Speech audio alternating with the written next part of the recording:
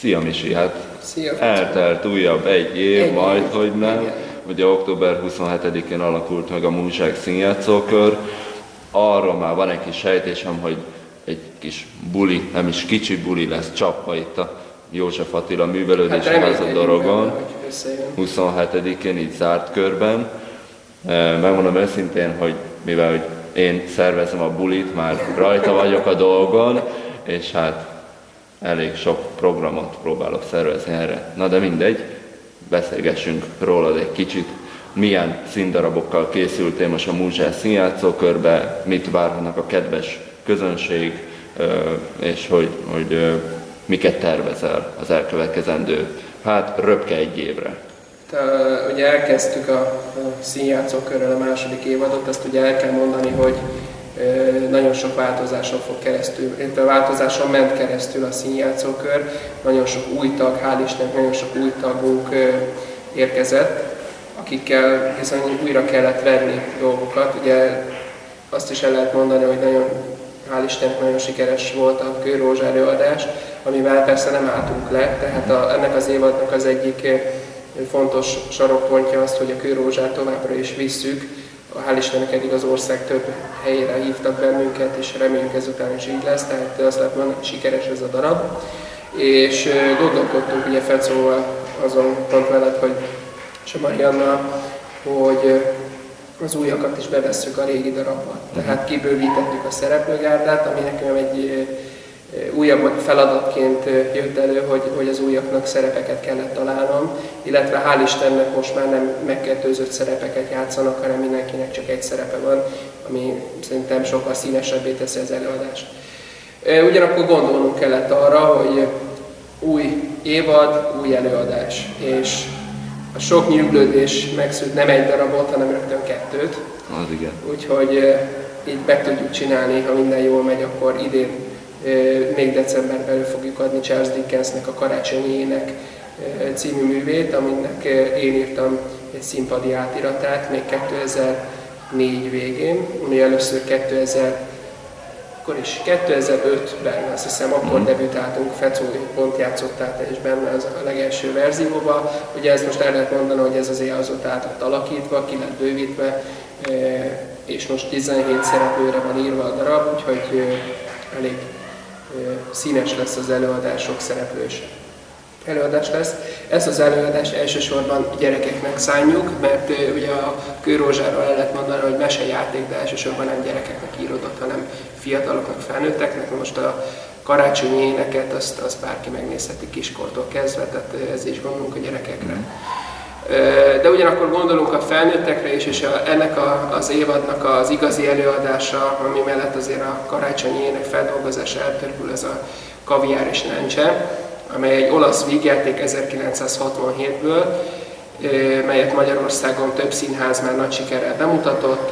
Egy tévéjáték is készült 1985-ben Sinkovics Imre főszereplésével, a tévé többször is lejátszott. Mivel olyan sok szereplőnk van, ezért ezt ki kellett bővíteni, tehát mi megosztottuk az eredeti szereposztásban a szerepeket, mert annyian vagyunk, hála jó Istennek, hogy kicsinek bizonyult a darab. Úgyhogy most hál' Istennek már mindenkinek van szerepe, így gőzerővel próbáljuk a Kaviár és Lencsét, amely ha minden jól megy, akkor vagy 2012 májusában, vagy 2012 júniusában lesz itt először előadva Dorogon, aztán majd meglátjuk, hogy hova tudunk vele még menni. Milyen fellépések vannak így most előre láthatólag, mert gondolom a Kőrózsa az tovább fut. Így van. Tehát ez nem állt meg. Hát a Kőrózsával haladunk most mindenképpen decemberig, december után, hogyha hát a Karácsonyi Ének, ugye azt tudni kell, hogy a Karácsonyi Ének az nagyon ünnephez kötődő, tehát azzal valószínűleg nem fogunk tudni elmenni előadásokra később. Úgyhogy valószínűleg a Kőrózsával megyünk tovább egészen tavaszig a Kaviár előadásáig.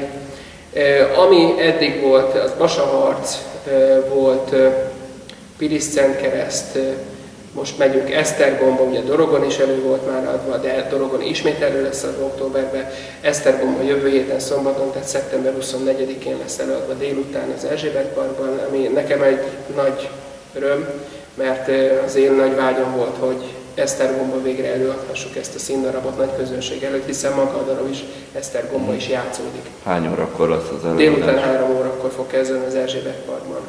Későbbiekben pedig, hát ha minden jól megy, akkor talán még Eger mellé tudunk vele menni, illetve Nógrád megyébe, de hát ez még, és sőt, még Ajka is szóba kerül, de hát ezek még a jövő zenéje, majd meglátjuk, hogy ezek összejönnek-e vagy nem. Apropó jövő zenéje, esetleg valamilyen más terveid is? Hát igen, én nekem így a berkekben hallani, hogy valamit még tervezel. Hát ugye Marian nem egyszer mondta, hogy ennyire ne haladjunk előre, de én azért mindig olyan ember vagyok, aki nagyon előre szeret futni a jövőben. Nekem már vannak terveim a következő évadra, ami 2012-2013-ba szól, és 2013-ra is lenne egy nagy durranás. Ugyanakkor megint 2 darabban szeretnék készülni. Az egyik az már 2012. decemberére elő lehetne adni, az Óza nagyvarázsló. Ez a Svajda György féle feldolgozása a Lieven Frank Braunnak a eredeti művének a 80-as feldolgozása, 1980-ban készült hangjáték. Hát ez megint karácsonyra datálható jövőre. Én nagyon szeretném előadni, mert nekem ez egy kiskorom nagy álma, hogy az Ózt színpadra vigyük.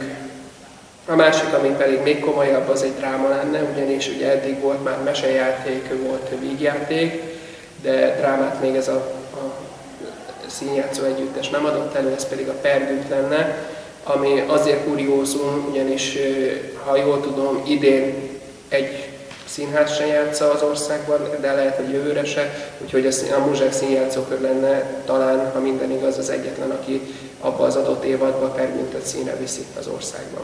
Ez végül is így röviden összefoglalva miről szól, milyen drámai dolgok vannak benne? Pergüntnek a címszereplőjéről szól, az ő életét mutatja be, és lényegében, hát nem sokan ismerik, azt kell mondjam, ahhoz képest, hogy ez egy nagyon régi darab, 1820-as években íródott, Harry Gibbs írta a művet, ő inkább a Vadkacsa alapján lett híres, az a kötelező olvasmánya a középiskolában. A Pergünt némileg hosszabb, ez egy színmű. Ez egy dráma, bemutatja egy embernek az életét fiatal korájától a középkoráig, és azt mutatja be, hogy milyen lehetőségeket szalasztott el életében, hogy miket kellett volna neki megváltoztatni, amire élete végén jön rá, de hát akkor ugye már később. És ez benne a drámai elem. Azért is gondoltam a Pergüntre, mert én kiskoromban láttam ezt a színművet, a Szakácsi Sándor előadásában egy fantasztikus előadás volt. Már kiskoromban megfogott, és hát a sors különös fintora, hogy meg tudtam szerezni az eredeti szövegkönyvet, meg tudtam szerezni a komoly zenei betétdarabokat, úgyhogy igazából zenés előadásként elő tudjuk adni a drámát. Egy kicsit térjünk vissza az újakhoz, az új emberekhez, akik csatlakoztak a Muzsák színjátszókörhöz. Hányan csatlakoztak most hozzá? Most megfogtál, hát akkor számoljunk. Ugye jött az Áj Andrea, jött a Reznyi Zsuzsanna, jött a Bakos Marika, az 3, jött a Jakucs Tamás, 4, segítség, kik jöttek még újak? 4 az biztos jött. Aztán, hát most így nekem ők rémlenek, tehát 4-en mindenképpen jöttek, és azt lehet mondani, hogy nagyon-nagyon színes egyéniségek, és ez az egész csapat nagyon sokat nyert azzal, hogy ők ide jöttek, és én nagyon-nagyon hálás vagyok azért, hogy a színjátszó társaink lettek, mert egyénileg is mind-mind fantasztikus egyéniség, nagyon sok új színkavalkádot tudnak vinni a darabba. Meg kell említeni, hogy el is mentek, de hát ugye ez egy színjátszókörnek az élete, ez vele járója, hogy ez sajnos mozgásban van. De én nagyon-nagyon örülök, hogy a kezdeti 3 fő, utána 5 fő, aztán talán 6-7-en voltunk ott megállt, igen. És most már bizony 17-en vagyunk. Igen, hát ugye 20-an voltunk. És abból 3 elmentek, forgácsolódtak, és akkor most vagyunk 17-en, és én amondó vagyok, hogy most ez a csapat úgy tűnik, hogy összezár, összekovácsolódik, és hát fantasztikus egyéniségek, és hát nagyon bolondok vagyok, tehát ezt el kell mondani, hogy egy őrültek háza, de jó értelemben, és így fantasztikus 2 órákat tudunk itt eltölteni szerdánként. Igen. És nagyon-nagyon jópofa gyerekek az egész csapat, időstől fiataltól idősig és nagyon jó az összhang, és ez a legfontosabb szerintem, hogy megtaláltuk a közös nevezőt, az összhangot, az egész csapat együtt tud működni, nincsenek torzsalkodások. Ha esetleg valami nézeteltérés van, azonnal meg tudjuk vitatni, és nem erről szól a dolog, hogy ki kivel harcol a szerepekért, hanem mindenki együtt tud működni azért, hogy a csapat jól tudjon gurulni előre. Hogy látod a Múzsás színjátszókörnek, hogy megy fölfelé Hát én csak reménykedni tudok, hogy ez így lesz. Hát ugye ti vagytok a mesterek az interneten, hogy hányan nézik meg a honlapunkat. Ugye előjáróban azt el lehet mondani, hogy a honlapunk meg fog frissülni. Nem véletlenül készültek a riportok, illetve nem véletlenül készültek új fényképek. Tehát mi gőzerővel dolgozunk azon, hogy minél több ember megismerjen bennünket. Visszajelzések nagyon jók, rögtön a legelső előadásunkon nagyon jó volt az első visszajelzés, amikor debütáltunk a Kőrózsával, nagyon sokan nézték, több mint 300-an volt, aki állva tapsolt, ami nekünk egy nagyon-nagyon erős kohéziós erőt jelentett, nagyon összekovácsolta a csapatot, most nagyon sok új ember is csatlakozott, akik nagyon lelkesek. Hát reméljük, hogy minél többen meg fognak ismerni minket. Nem csak Dorogon, nem csak Esztergomban, hanem az ország minden részén. Ebben az internet nagyon sokat segít, ugyanakkor hát reméljük minél több helyre meghívnak bennünket, ahol minél többen meg is ismernek minket. Térjünk rá a Kőrózsára egy picikét. Ugye azt mondtad, hogy nagyon sok ember jelentkezett, és gondolom, hogy a Kőrózsát, mivel ugye az a te novellád, ami ugye át lett írva színdarabbá, ezért azt ki kellett bővíteni valamilyen szinten. Milyen újdonságokat tettél bele, milyen újdonságot várhat el a nagy érdemű, hogyha például ugyanaz jön el, megnézi a dorogi előadást, amikor majd lesz itt októberben, milyen újdonságra számíthat benne? Magához a darabhoz akkor kellett hozzányúlnom a novellához, amikor először megírtam a színdarabot. Igazából akkor hozzáírtam jeleneteket, párbeszéd jelenetekről van szó, hiszen a novellában kevesebb párbeszéd és több elbeszélő rész van. Akkor született meg a piac jelenet, akkor született meg a párbeszéd a fiatal Mátyás és a boszorkány között, akkor született meg a svéd nő szerepe, most már ugye svéd nő játsza, nem férfi játsza, hanem egy nő fogja játszani.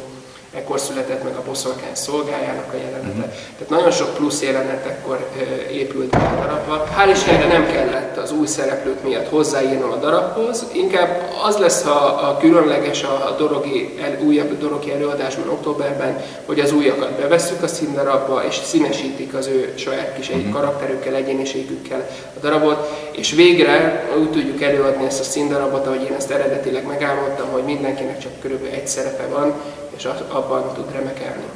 Igaz, hogy van, akinek csak 3 mondat, van, akinek meg a fél könyv, de hát így a színház. Te alakítasz valamilyen... Én csak a mesélet alakítom. Én lemondtam a svéd ember szerepéről, nekem egy pukolt háta van. Eredetileg is úgy volt, hogy én vagy abszolút nem szerepeltem volna a darabban, vagy pedig tényleg csak a mesélő szerepét játszom el. De hát mivel mi egy színjátszókör vagyunk, ugye, ezért mondtátok azt is, hogy akkor én is szerepeljek a darabban, ezért vállaltam a mesélő szerepét, és hál' Istennek nekem most több szerepet nem kell benne játszani. Hát játszok majd a többiben mást. És azonban mi jót játszol? A Kaviár és Láncsőben én leszek Velútó, a nyugállományú tolvaj, aki egy piti kis bűnöző és zsebmetsző. Nagyon testhez állóan remek szerep.